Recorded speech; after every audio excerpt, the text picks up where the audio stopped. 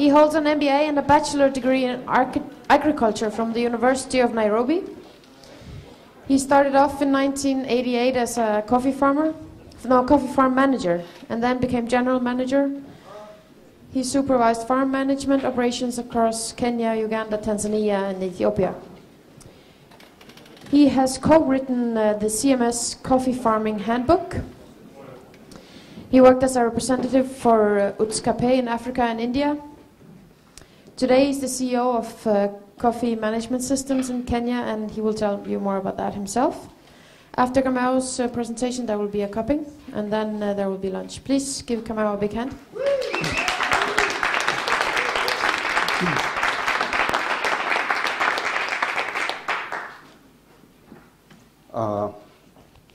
Sorry about that. I understand my microphone was on, and yeah, those are some of the things you have to do in nature.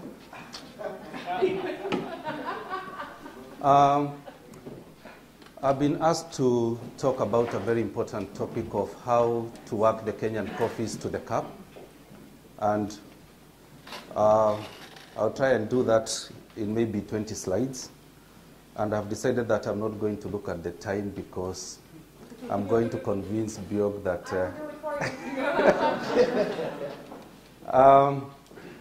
I'll prefer to start by talking about ourselves, who we are. Coffee Management Services, I started it in February 2006. In Kenya, you need to have different licenses, and one of the first ones I got was one called a management agent. I'll explain later what that is about. Later on, became a licensed coffee marketing agent. We do manage a 7-ton-per-hour dry mill at the home of the best Kenyan coffees, a place called Karatina. And we have also put up another 2-ton-per-hour dry mill in the new coffee growing zones in Kenya, in the west of the Rift Valley, a place called Eldoret. Quickly, we try to be what we call a farmer's supermarket, a coffee farmer supermarket. One thing I can say about CMS, it's a for-profit company. It's not an NGO. So for all this range of services, we try and have the farmers paying for that service. We do farm management service. That means we have got some plantation owners who have got bits of land. They are too busy with the other businesses, so they come to us and ask us to manage their plantations, and they pay us for that service. We pre-finance coffee production, either from CMS. For the year just ended, we financed close to $9 million to the farmers who are working with us. Or we could link them to financial institutions who are happy to know that CMS is involved in this operation, and they tend to get comfort to go ahead and lend to these farmers. I've mentioned about the milling operation which we have. We have the marketing function which we help. For the survey coffee growers, we help them in price risk management. Not all of them will understand the price risk management, what it means, but for the ones who have got big farms, big units, we talk to them and we tell them maybe it's better to hedge 40% of their crop such that they know where they are going. Like I mentioned on the farm management service, we have the full range of services, because this client of mine, I've got one client who I meet once a year. He's always traveling over the world. So what I'll have to do is that I provide even accountancy services, such that each month he's able to get his management accounts every month, and he's able to know the position of his farm. I deal with Kemira in Finland, I deal with Space Urania in Germany, and amongst others, and directly import the various agro-inputs which I use to train my farmers that if you use this kind of products, you are going to get a better yield. So we normally get the products ourselves. There is no player in between. And we only sell to farmers. We don't sell to any other person. If the farmer is desirous of certification, and maybe because of my partners who are buying the coffee and they tell me they want the coffee as UTZ certified, or they tell me they would love the coffee as rainforest certified, or even for CFLO, we have got an in-house team which is able to assist the producer to implement the different standards and to help them to see that they are certified or verified.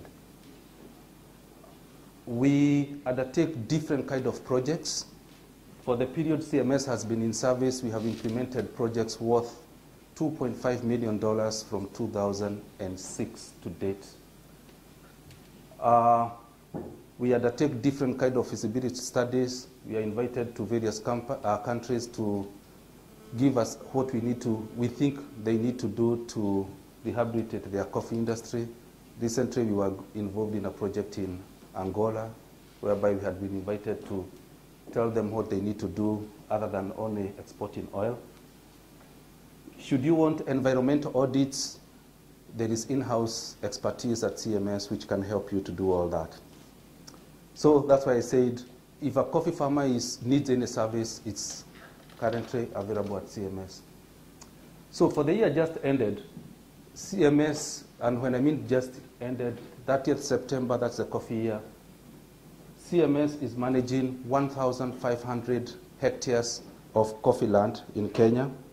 That's about 16 different plantations. Those plantations produced 3.5% of the total Kenya coffee volume. And most of those plantations are certified to those different standards. For the year just ended, we marketed on behalf of the grower. Remember yesterday I mentioned about we have got two marketing channels. One you can sell through the auction, the other one you can sell directly to an overseas buyer. We marketed on behalf of the producers who work with us 15,172 metric tons of coffee. That is about 30.11% of the overall Kenyan production. CMS is working with 223 wet mills, which have got approximately 300,000 farmers.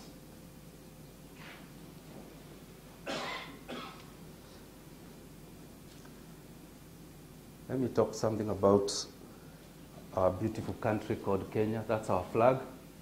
We are only 40.5 million, so the people from Iceland, you got work to do. And coffee is the fourth biggest foreign exchange earner after horticulture, tea, and tourism. The coffee production for the coffee year just ended, we are approximating it to be around 830,000 bags of 60 kilo. 70% of Kenyan coffee is grown by smallholder producers who might be having 10 up to 150 trees. And of course, we have got some who we call the small and medium estate farmers, that is above 1 hectare and above, we call them small and medium estate. I hope this information can be available to be given to people. You don't have to take notes, not unless it's the question you'd love to ask me.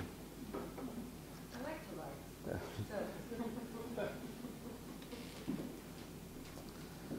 to learn. These are the main coffee growing areas in Kenya.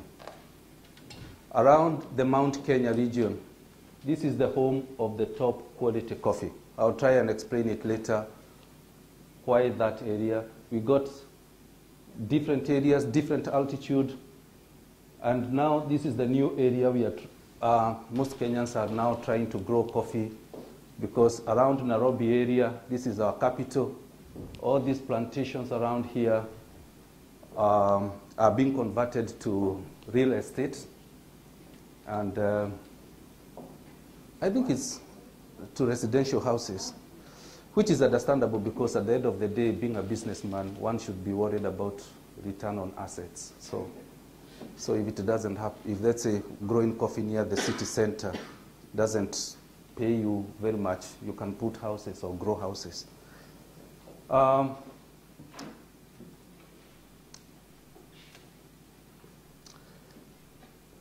I think I need now to say something about myself. Previously, I was talking about CMS. Number one, I am a coffee farmer, a smallholder coffee farmer. My parents were coffee farmers. They had 2,500 coffee trees. I grew up seeing coffee, taking care of the coffee. I was educated using the coffee proceeds. And my coffee, even up to now, when I harvest it, I take it to Dumberry Coffee Cooperatives. It's some of the coffees which will be capped later. And having said that, I need now to say that I've been challenged that I need to talk about what you need to do to get a good cap. And I believe even if we talk about the good genes, the varieties, and I'll be talking about a certain variety, I need to worry about so many things to make sure that this coffee comes to term. And I want to start by asking you a question. How long do you think it takes before you see the green beans, which means ready for export? I'm not talking about from planting. I'm assuming the tree is mature. It's a mature tree. How long would you say it takes you before you are able to export the coffee? 4 years? No. But that's good effort, thank you. 2 months. No. I said, I got a mature tree. It was planted year 1, year 3, it's mature. 10 months. 11? 9? Stop now. You are all off. I'm saying this because I want to bring out the emotional involvement in coffee farming. Because by the time you see that coffee bean, you are talking of close to 22 months before you have that bean. I'll give you an example. Normally, the coffee tree flowers in Kenya, we have got 2 seasons. It could flower in the month of March, April. Of course, I know most of us were thinking after the flowering, I'll have got 9 months, then the coffee is harvested. I'm now thinking about the duration. I'm not talking about that one, because for you to see that flower, it must have taken some work before. That's why I'm taking you back. So let's assume this coffee tree has flowered today. And now I'm thinking about the next crop. So what happens is that after I apply my fertilizer, in the month of April, I'll get a small shoot. That is a future bearing wood, which will give me the crop.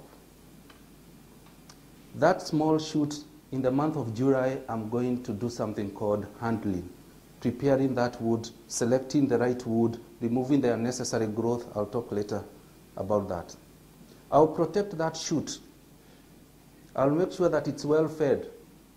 It elongates correctly. In the month of January, February, I'll now prune, which means I'll remove the unnecessary growth or the unnecessary dead wood to leave now that specific bearing wood. That specific bearing wood will flower in the month of April, May. Now I take care of the fertilizers, the fungicides, the pesticides, all the necessary protection, all the way up to October, November, December to harvest that coffee. I take it to the dry mill in January. In February, I'm talking to Johan to tell him, please visit Kenya because the coffee is ready.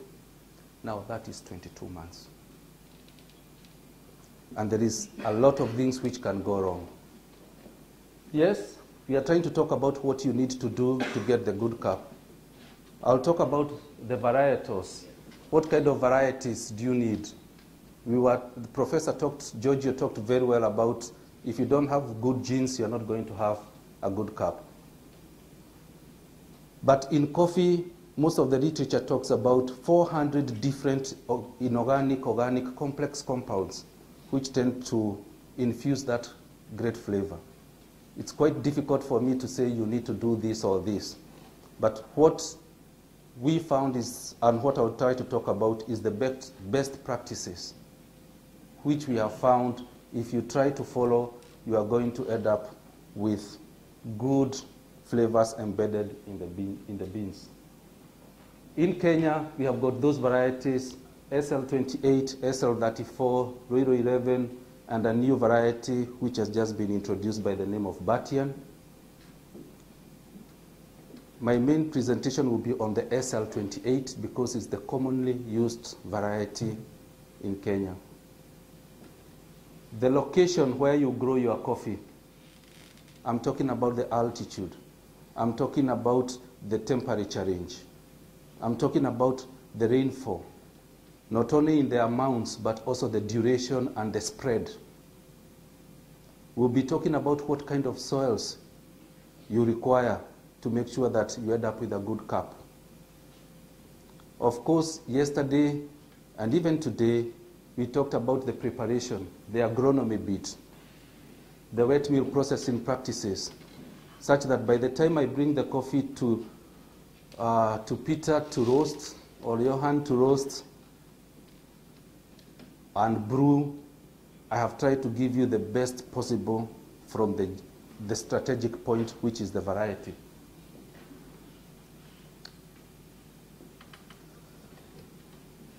This is interesting because in Kenya we have found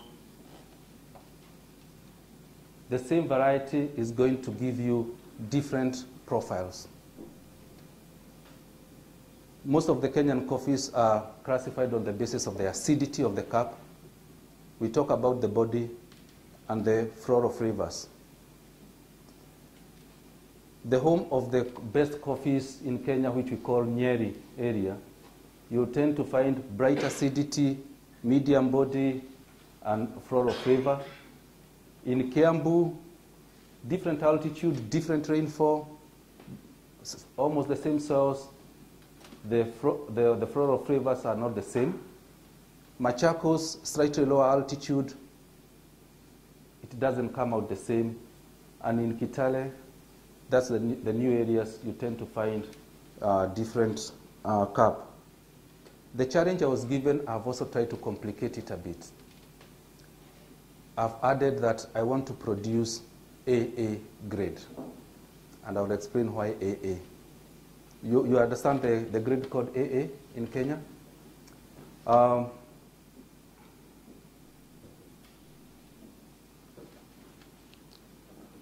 Most of the Kenyan coffee is grown from 14,000 to 2,100 meters above sea level in the east of the Rift Valley.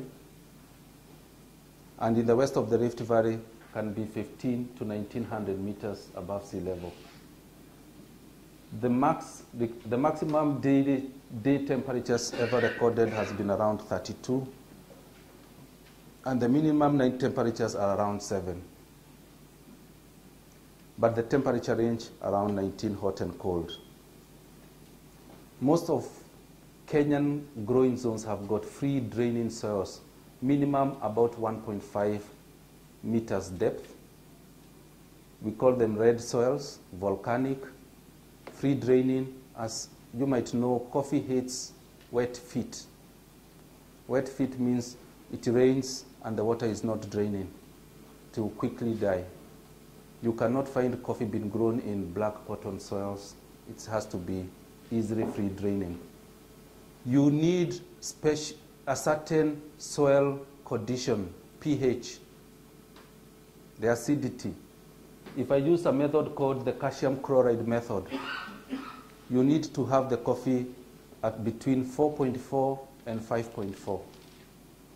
Sometimes you might have your coffees being grown in soil pH of 6. When you roast that coffee, you are going to see pails in the roast. And that is a question of iron intake in the coffee plant is not there. Of course, if the soil pH is less than 4.4, we have to have the soil tested every year. Every second year, we have the soils tested. We find what is there. Immediately after the main harvest, you have soil testing done. And then we have to recommend on the basis of the results.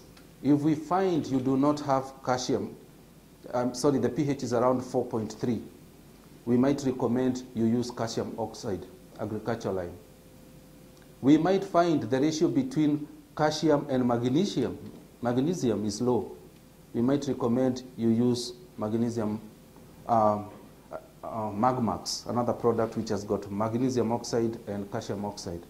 So it's something which we'll have to look at to make sure that you end up with the correct range such that the coffee tree can be able to get the necessary nutrients from the soil. We need about 1,000 millimeters of well-distributed rainfall. Most of the smallholder coffee is grown in higher altitude compared with the other areas I called the Kiambu, the Thika, Makuyu. There being plantations, they have to mitigate for the less rain they get through irrigation. In those areas, they tend to get about 600 millimeters of rain. And you have to apply something like 100 millimeters of precipitation per month, 4 times in a year to try and reach your 1,000 millimeters.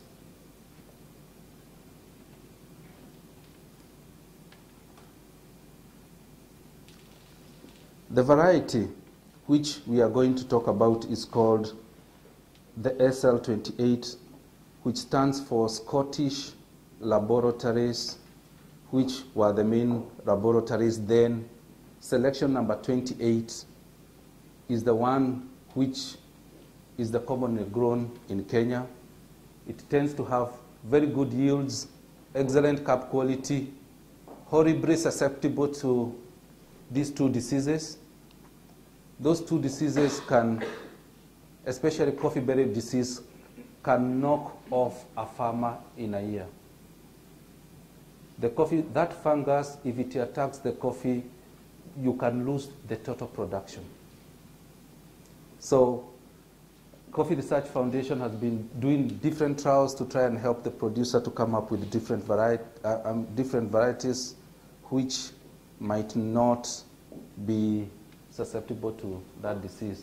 As you can see, it's grown from medium to high altitude. That's why I said it's the commonly grown variety in Kenya. Easily identifiable with the shoots with the bronze tips.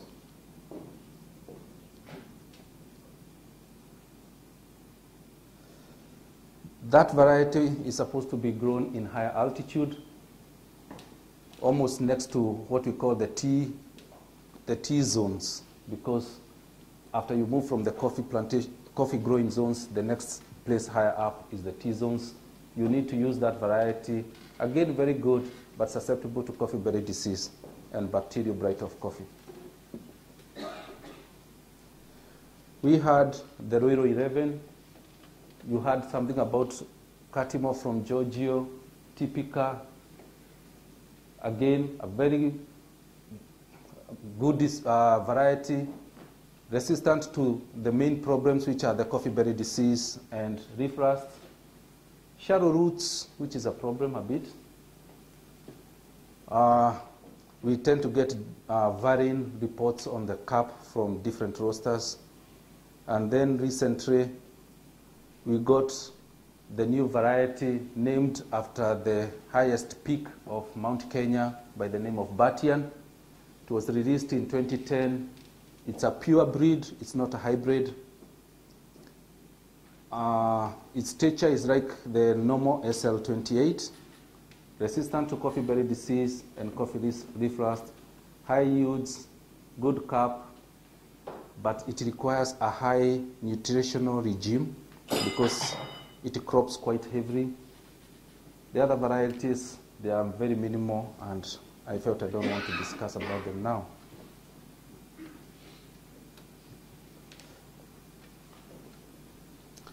I've tried to complicate the question when I said I want to grow AA grade. For AA grade, you tend to get it if you have got young shoots, young trees, or if you have just done what is called change of cycle and the tree is cropping on what you call the primary. This is the stem, this is the primary, the branch. Most of the berries which are growing on the primary, if you have got abundant rainfall, you have fed the trees very well, you will tend to see most of the AAs, screen size 18, growing from the primary.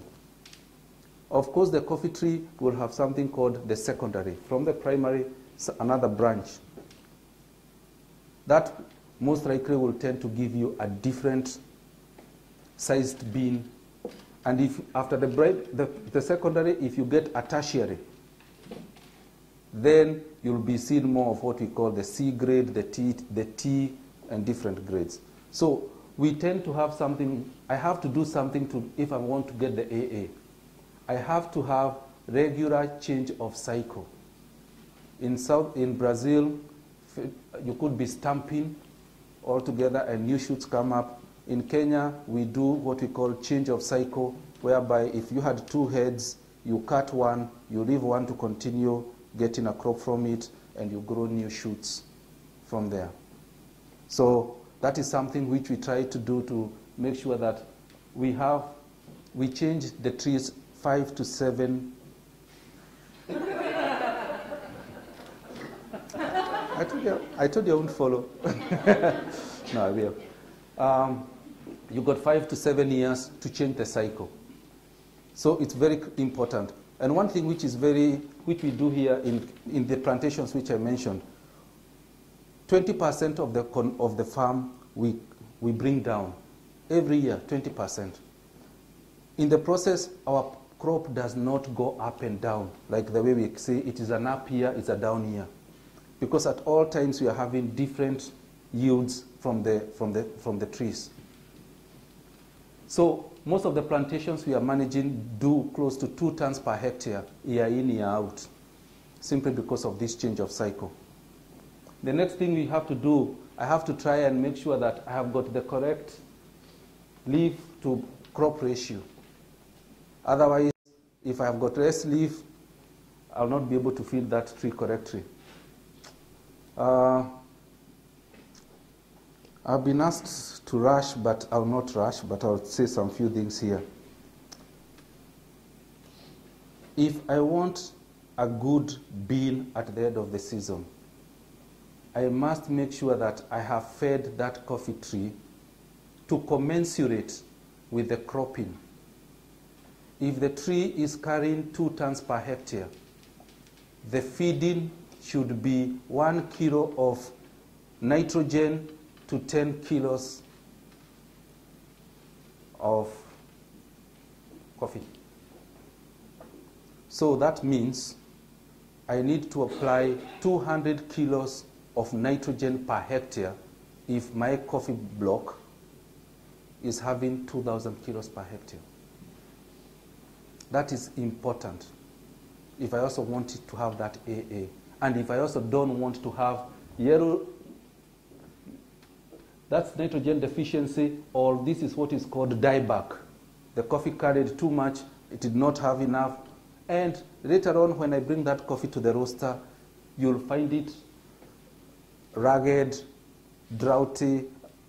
The silver skin is very coated. It's stuck to the bean.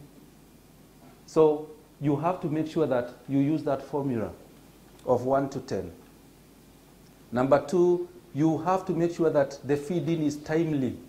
You have to apply 75% of the nitrogen requirements by the 3rd month after the flowering, because immediately the outer skin, which at that time we call it the integument, which later becomes the parchment, when it hardens, even if you come and apply all the nitrogen and all the other things, it's a waste of time. That bean, if it is that small, you'll end up now having A, B, C, T, or others.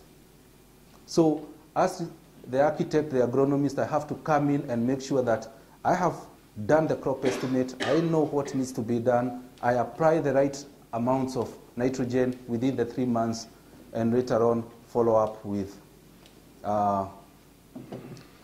foliar feeds. We know certain inorganic elements like magnesium is necessary if I'm going to have the bluish, greenish coloration of my green beans.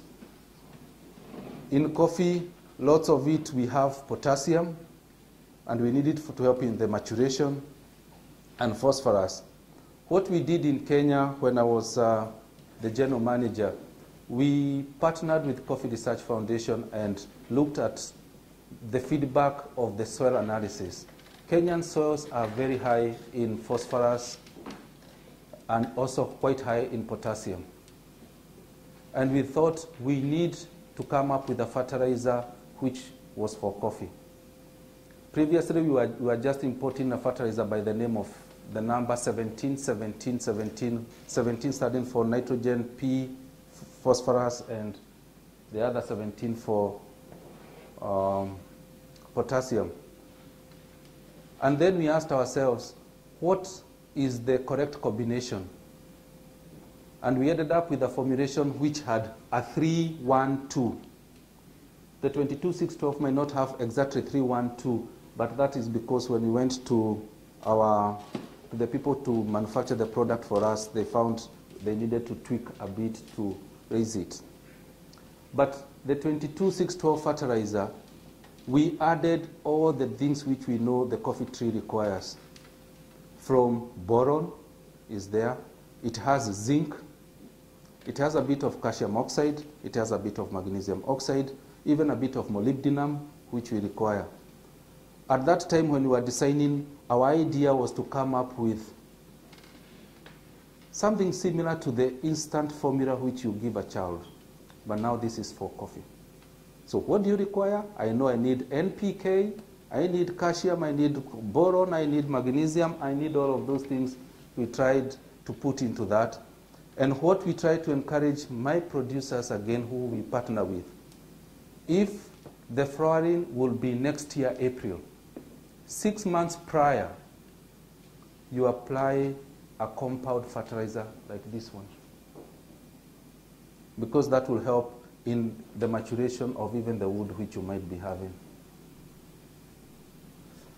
Quickly, yesterday we talked about coffee processing, and before I forget that, in one of the studies which we did, we sent some coffee to UCLA, and they were analyzed to see what helps to make the Kenyan coffee have that acidity. The feedback we got was that it was certain organic acids. And of importance, they crystallized on phosphoric acid. So in the choice of foliar feeds which we have got certain timing, especially in the plantations or even the smallholder sector, whereby we encourage certain high P formulations to be used in the plants. In Kenya, we pick red, ripe coffee. It was explained yesterday, so I won't go back into that. What happens if you give us the wrong red, ripe, or 3/4 red? It doesn't taste the same. For my smallholder farmer partner, the cooperatives have become very, very well organized. They have started something, the most forward-looking ones, have started something which they call Farmer A and Farmer B. The Farmer A is the one who follows the best practices, and previously we used to bulk all together the coffees because you belong to the cooperative. No, in those cooperatives they tell you, you are not doing things the right way, you bring your coffee on a certain day, but not with the others. And what we have found is that when we later sell the coffees, you find the Farmer B coffees are always trading at a lower price. And quickly they migrate, they work very hard to move to Farmer A. Picking will vary from 10 to 14 days. If you take beyond 14 days, you are not going to end up with a good.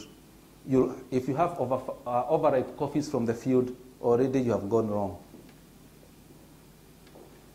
Before you process the coffee, you have to remove the underripes, the deceased, and the overripes, and they are kept separately. You need to have same-day pulping operation. I have had feedback from our partners, the buyers, who said this year's crop was not as good as the previous year. And what happened was that we had a big crop, and sometimes the producers could not finish pulping the coffee the same day. So it tended to take slightly longer. Fermentation, if you get it wrong, if you do not know that the fermentation process is over, what we'll tend to find is that over-fermentation creeps in. I'm doing well. And over-fermentation comes in, and I'll let you know shortly what happens with that coffee. It was explained again, washing, grading is by density. In Kenya, we have what we call parchment number 1, number 2, number 3, and number lights. We have 100% sun drying to reduce the moisture content from 55% to 10.5%. We need to regularly turn in the coffee, because if the parchment cracks during the skin drying operation, we always tend to find, because the parchment has got a role of filtering the ultraviolet rays as they come down. If you have that one cracking because you did not constantly turn the coffee, you'll also not have the coffee tasting the same. It's different. We talk about in the skin drying operation, after you got the coffee from the washing channel, we try to say finish the skin drying operation in, when I mean skin is parchment skin, within 8 hours. The longer you keep it, we also tend to find the coffee might sometimes even have onion flavor from that. I forgot to mention about in Kenya, we do underwater soaking of the coffee after the fermentation process is over. We need to change the water every 8 hours. Yesterday we talked about the osmotic potential of the bean because it's a living organism. So if you are not changing that water, it can absorb the wrong flavors. You also need to worry about the quality of the water you are using. Some of us might have borehole water, high in sodium. Eventually, later on, we'll be talking of metallic tasting coffees. So you have to check what you have before you do your underwater soaking. At the wet mill, you cannot improve the quality if you got poor quality from the field. If you got good quality coffee from the field, what you can only do is only maintain that quality. Mostly, we spoil the quality at the wet mill. And we have to make sure that all the steps which we mentioned earlier have been taken care of to avoid a situation whereby good quality coffee becomes or gets spoiled in that place. There is something which we call stinkers. If, let's say, today's coffee, which was being washed, you leave in the washing channel or somewhere 5 beans, single beans, and somehow they become dislodged and mixed with other coffees after 7 days, and later that coffee is dried, there will be stinkers, and you just sip that coffee, you want to spit it and move on to something else. So even in the washing channel, you have to check that there is nothing being left from the machine side all the way to the washing channel, you try to make sure that there is no coffee beans being left there. I think most of these things which I have there, I don't want to talk about because I've got 4 minutes. Oh. If I did not apply enough nitrogen, or I did not weed my coffee, or I did not prune the coffee trees, I'll have ragged beans.